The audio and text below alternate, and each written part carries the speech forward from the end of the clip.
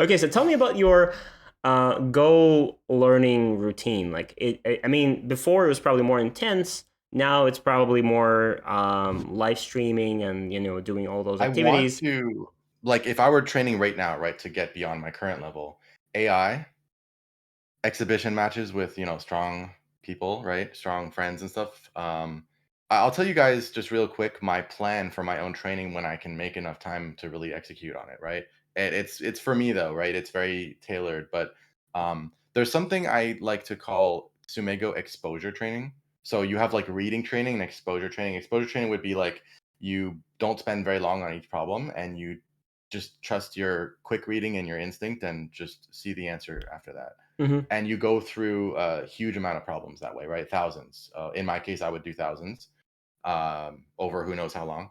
And you might even rinse and repeat, right? And it's to get that exposure to all the solutions. This is something that, if you guys know Z Chen, the streamer, he's a Yeah. strong AGA player. He's a huge proponent of like just looking at solutions. He's always talking about that. Most people aren't, right? Most people talk about reading it properly, right? And taking your time. And I like to separate those two things. So you need to develop your reading ability, right? Because that's a thing on its own that if you never practice reading deeply, then you won't be able to, right? Yeah.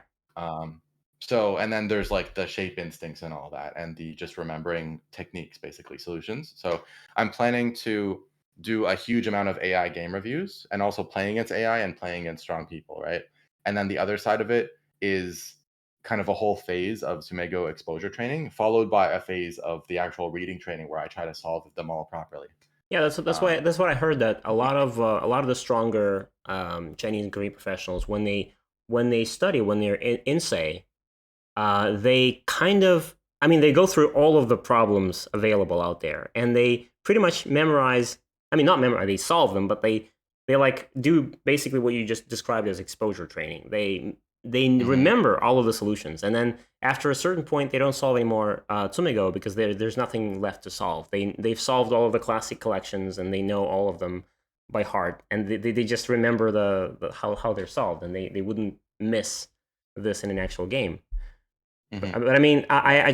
I wonder how much commitment, how much energy that would take to actually do that. It'll be time consuming. I It mean, is, yeah. it's solving problems fast with the exposure method will be nice because you can get a lot of problems done in a short session and even break it up, right? It's the slow reading that takes more time, and also like the AI game reviews is really time consuming. Because when I do game reviews of my own games, I like to go really deep.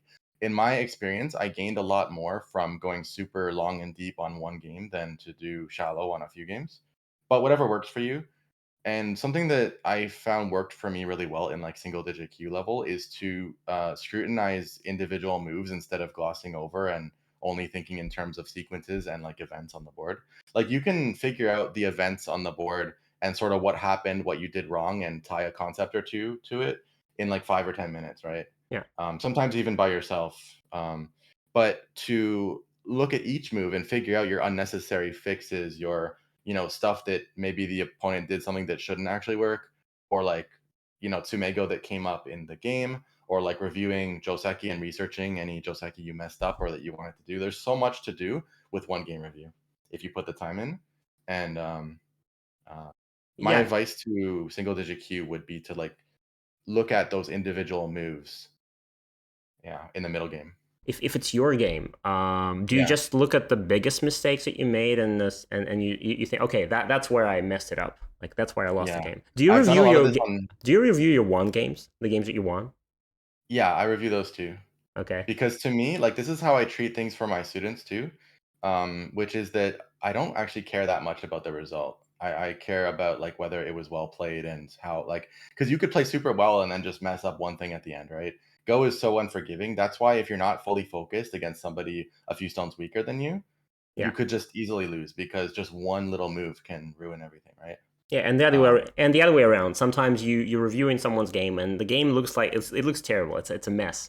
And then somehow you're like you're thinking, how could this be a win? yeah, And then this opponent just messes up, and one of his groups just gets split into two, and they both of them die or something. And you're like, okay, that's how it happened.